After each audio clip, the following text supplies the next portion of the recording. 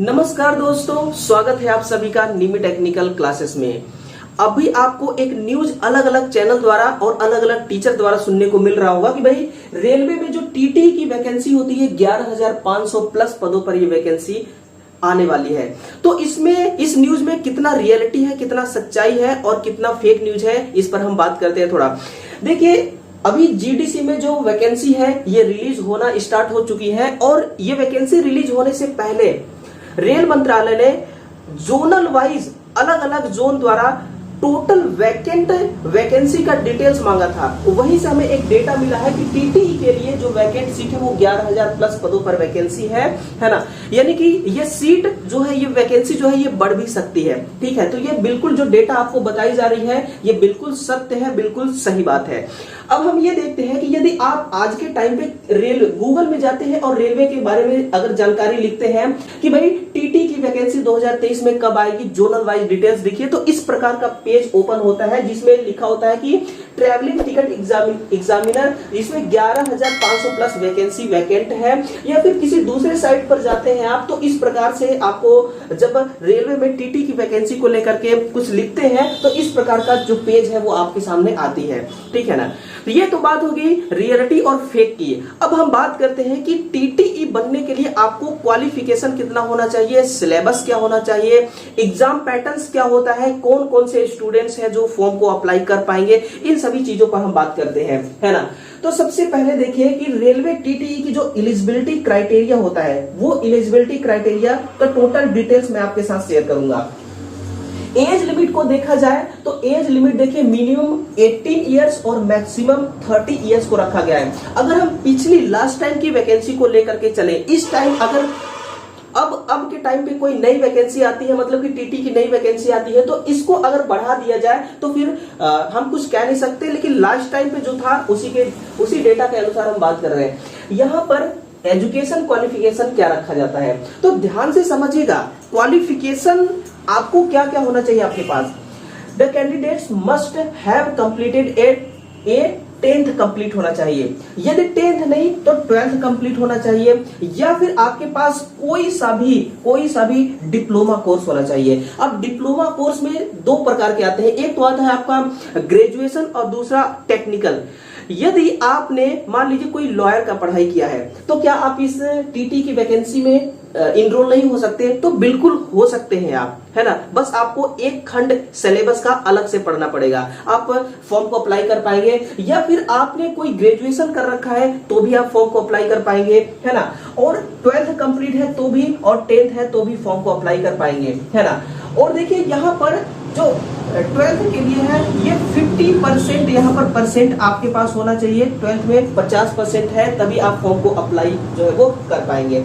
Nationality क्या है, तो इंडियन नेशनलिटी है। और नंबर ऑफ अटेम्प्ट कितने होते हैं, तो until the examination age limit reach, यानी कि 30 साल तक जब आप नहीं हो जाते तब तक आप इस वैकेंसी को फॉर्म अप्लाई कर सकते हैं। इसमें कोई ऐसा क्राइटेरिया नहीं रखा गया है। और एक्सपीरियंस देखा जाए तो कोई मैंडेटरी नहीं है एक्सपीरियंस, है ना। मैंडेटरी एक्सपीरियंस यहाँ पर नहीं है। देखिएगा, एक स्टेप में आपको आगे ले चलता हूं और सिलेबस को थोड़ा सा हम डिस्कस करते हैं डिटेल में कि इसका सिलेबस जो है वो क्या सिलेबस रहता है। तो देखिए, सबसे पहली बात यहाँ पर एग्जाम जो होता है ना, सिंगल एक ही एग्जाम होती है। यदि आप एएलपी के लिए एग्जाम देते हैं, टेक्नीशियन के लिए एग्जाम देते हैं, तो आपका 2 सीबीटी एग्जाम होता है। लेकिन टीटी में सिंगल सीबीटी एग्जाम होता है। तो यहाँ पर देखिएगा, सबसे पहला ऑब्जेक्टिव टाइप क्वेश्चंस आएंगे, है ना। जनरल अवेयरनेस के क्वेश्चंस होंगे, मैथमेटिक्स के होंगे, टेक्निकल एबिलिटी के होंगे, रीजनिंग एबिलिटी की होगी और जनरल इंटेलिजेंस के होंगे, है ना। अब यहां से एक बात और आती है कि सर जीएस और जीके और जीएस का पार्ट कौन कौन सा है, तो यहां से देखिए ये जो है ना, ये दोनों मिलके जीके और जीएस ही है। ये क्या क्या है, ये जीके प्लस जीएस ही है। रेलवे का कोई ऐसा एग्जाम नहीं है, चाहे आप 10th लेवल पर उस फॉर्म को अप्लाई कीजिए, चाहे 12th लेवल पर, चाहे किसी भी ग्रेजुएशन, किसी भी टेक्निकल मतलब कि क्वालिफिकेशन से फॉर्म अप्लाई कीजिए, आपका जीके जीएस पूछा जाएगा। जीएस जो है वो पूछा जाता है। तो यहाँ से देखिए 40 नंबर आपका जनरल अवेयरनेस और 40 नंबर आपका यहाँ से जनरल इंटेलिजेंस कंप्लीट होती है। ये हो गया आपका 80 नंबर का। अर्थमेटिक में क्या पूछा जाएगा, तो और टेक्निकल एबिलिटी। देखिए टेक्निकल एबिलिटी है ना, जैसा कि मैंने आपको एग्जांपल दिया कि यदि आपने लॉयर का पढ़ाई किया तो वो तो टेक्निकल कोर्स नहीं हुआ, आपका टेक्निकल डिग्री नहीं हुआ, तो फिर आपको अलग से टेक्निकल एबिलिटी पढ़ना पड़ेगा। टेक्निकल एबिलिटी आपको अलग से पढ़ना पड़ेगा, है ना। यही तो आपको तैयारी यहीं पे तो करना है, मेहनत। और रीजनिंग एबिलिटी, रीजनिंग में देखिए वर्बल और नॉन वर्बल, इसमें जो आपका वर्बल होता है और नॉन वर्बल, वर्बल और नॉन वर्बल, ये दोनों पूछे जाएंगे। रीजनिंग एबिलिटी में आपको दोनों पढ़ना है। और जनरल इंटेलिजेंस, यानी कि टोटल देखा जाए तो इसमें 200 नंबर के क्वेश्चंस होंगे। कितने क्वेश्चंस होंगे? 200 क्वेश्चंस होंगे और 200 नंबर। और एक बात और क्लियर कर दूं मैं यहाँ पर कि जो निगेटिव मार्क है वो कितना रहने वाला है। तो जो लास्ट टाइम के अकॉर्डिंग हम बात करें, है ना, लास्ट वैकेंसी जो आई थी उसमें बात करें तो 1/3 का इसमें निगेटिव मार्क भी रहता है। 1/3 के क्या रहता है? निगेटिव मार्क इसमें रहता है। यानी कि रेलवे का जो भी वैकेंसी हो उसमें निगेटिव मार्क ज्यादातर आपको देखने को मिलेगा। अब आने वाले वैकेंसी में अगर इस निगेटिव मार्क को हटा दिया जाए तो कुछ कहा नहीं जा सकता है। ठीक है, 2 घंटे का आपका एग्जाम होना है, 200 क्वेश्चंस होगा, 1/3 का निगेटिव मार्क है ना। ऑब्जेक्टिव टाइप क्वेश्चन पूछे जाएंगे। सारी चीजें क्लियर हो गई। अब देखिएगा आगे बढ़ते हैं थोड़ा सा। अब सिलेबस को हम डिटेल में समझते हैं ना कि जनरल अवेयरनेस में आपको पढ़ना क्या क्या पड़ता है। तो अब जब आप ध्यान से देखेंगे तो इसमें देखिए करंट इशू और टॉपिक इन इंडिया, है ना, और इंडियन फाइनेंशियल एंड इकोनॉमिक्स को पढ़ना होता है, स्पोर्ट को, इंडियन कल्चर को, बुक्स एंड अथॉरिटीज, है ना, अथॉर्स को, और अवार्ड एंड ऑनर्स को, न्यूज रिलेटेड टू रेलवे, यानी कि रेलवे से संबंधित आपको जीके पढ़ना होगा, और रेलवे बजट के बारे में, science and innovation in India, Indian history और पॉलिटिक्स को पढ़ना है। ये जनरल अवेयरनेस यहाँ से 40 नंबर के क्वेश्चंस जो है आपके पूछे जाएंगे। कितना? 40 नंबर के क्वेश्चंस पूछे जाएंगे। और फिर अर्थमेटिक में देखा जाए तो अर्थमेटिक टोटल आपका क्या होता है कि मैथ ही होती है, और मैथ में रेशियो एंड मैथ में रेशियो पढ़ना है आपको, और यूनिटरी मेथड को पढ़ना है, परसेंटेज को, टाइम एंड डिस्टेंस को, टाइम एंड डिस्टेंस को, टाइम एंड वर्क को, प्रॉफिट एंड लॉस को, एवरेज हो गया, और नंबर सिस्टम हो गया, HCF, LCM, और आपका डाटा इंटीग्रेशन, है ना। इन सभी चीजों को पढ़ना है अर्थमेटिक में।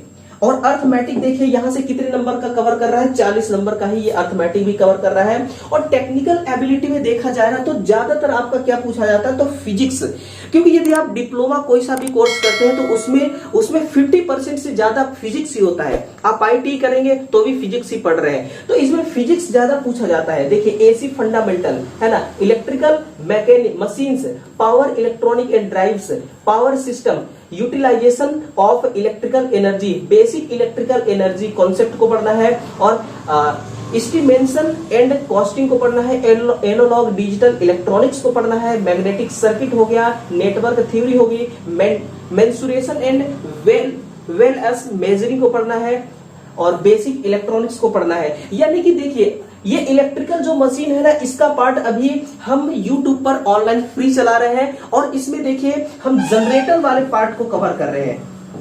हम किसको कवर कर रहे हैं? हम जनरेटर वाले पार्ट को कवर कर रहे हैं। और टेक्निकल एबिलिटी में देखिए इलेक्ट्रिकल मशीन्स का पार्ट है, और जनरेटर को आप मतलब कि जनरेटर को हम आपको कवर करा रहे हैं। इसमें कुछ न्यूमेरिकल क्वेश्चंस को कवर कराया हूं मैं। अब इसका जो नॉर्मल क्वेश्चंस होते हैं 1 लाइनर, 2 लाइनर, 3 लाइनर क्वेश्चंस, उसको हम कवर करेंगे। ठीक है ना। तो आप बिल्कुल चैनल को सब्सक्राइब कर लीजिएगा, और अपना ये टेक्निकल एबिलिटी वाला जो भी खंड होता है उसको आप कंप्लीट कर सकते हैं।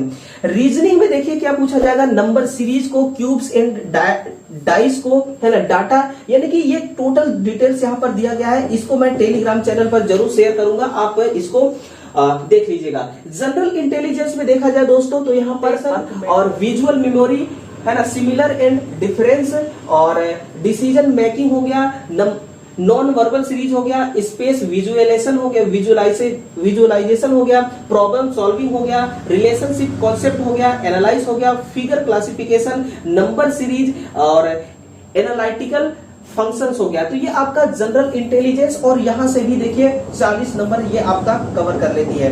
आगे देखा जाए तो देखिए अब यहां पर बात आती है कि एग्जामिनेशन का, कि कितने स्टेज में आपका टीटीई का एग्जाम होता है। तो रेलवे में टीटीई का ही एक ऐसा एग्जाम है जो सिंगल सीबीटी एग्जाम होता है। इसके अलावा चाहे आप एएलपी का एग्जाम दीजिए, आप टेक्नीशियन का एग्जाम दीजिए, आपका क्या होगा कि 2 सीबीटी एग्जाम होते हैं और साइको टेस्ट अलग से होता है। लेकिन इसमें केवल और केवल एक सीबीटी आपका एग्जाम होगा, है ना, एक ही सीबीटी एग्जाम आपका होना है। और इसमें कुछ पॉइंट से देखिए पढ़ता हूं मैं। सबसे पहला कि the railway TT will be held on online mode, आपका सीबीटी एग्जाम होगा। और दूसरा है कि the railway TT examination questions will be in the from multiple choice question पूछे जाएंगे। और तीसरा पॉइंट है the examination will be held in bilingual mode, I Hindi and English, यानी कि बाई लैंग्वेज, यहाँ पर हिंदी और इंग्लिश दोनों टाइप के मल्टीपल चॉइस क्वेश्चंस होते हैं। Okay, the will be total questions 200 questions होंगे एंड द टोटल मार्क्स, यानी कि 200 क्वेश्चंस 200 नंबर के होंगे। और यहाँ पर देखिए 1/3 का निगेटिव मार्क्स भी है। और यहाँ पर कहा गया है कि no marks will be deducted for unattempt answers, यानी कि किसी क्वेश्चंस को आप अटेम्प्ट नहीं करते हैं तो कोई नंबर नहीं काटा जाएगा, है ना। इसमें किसी प्रकार का किसी नंबर की कटौती नहीं होगी। स्टेज 2 में मेडिकल आपका फिटनेस टेस्ट होगा। अगर मेडिकल फिटनेस टेस्ट आप क्वालिफाई कर जाते हैं तो फिर स्टेज 3 आपका जो है डीवी वेरिफिकेशन है। और जैसे डीवी वेरिफिकेशन होता है इसके बाद डायरेक्ट आपकी ज्वाइनिंग लेटर आ जाएगी, है ना। तो यही रहा टोटल, देखिएगा यही टोटल्स है कि टीटी जो है, ये टीटी का exam syllabus, exam patterns, questions कितने पूछे जाते हैं, क्या सारी चीजें होती हैं, कैसे कैसे आपको इसको क्वालिफाई करना है, ये सारा चीज मैंने आपको बता दिया। अब देखिए जो आईटीआई वाले स्टूडेंट है, जो डिप्लोमा वाले भी स्टूडेंट है, जो उनका टेक्निकल एबिलिटी होता है, उस सेक्शन को कवर करने के लिए आप निमी टेक्निकल को ज्वाइन कीजिएगा, चैनल को सब्सक्राइब कीजिएगा। डीसी जनरेटर जैसे पार्ट को हम कवर कर रहे हैं और सभी प्रतियोगी परीक्षाओं के लिए काम आएगा, है ना। बहुत ही अच्छा क्लास हम आपके लिए चला रहे हैं यूट्यूब पर, बिल्कुल फ्री है ना। आपको बस आना है, क्वेश्चन सॉल्व करना है, वीडियो को देखना है, ठीक है। चलिए, तो ये रहा टोटल डिटेल्स। और अब बताइए, इस प्रकार का इंफॉर्मेशन पाने के लिए चैनल को सब्सक्राइब करिएगा जरूर, वीडियो को दूसरे दोस्तों तक जरूर शेयर कीजिएगा, है ना। तो चलिए दोस्तों, मिलते हैं किसी खास इंफॉर्मेशन के साथ अगले सेशन में। तब तक के लिए लव यू, जय हिंद।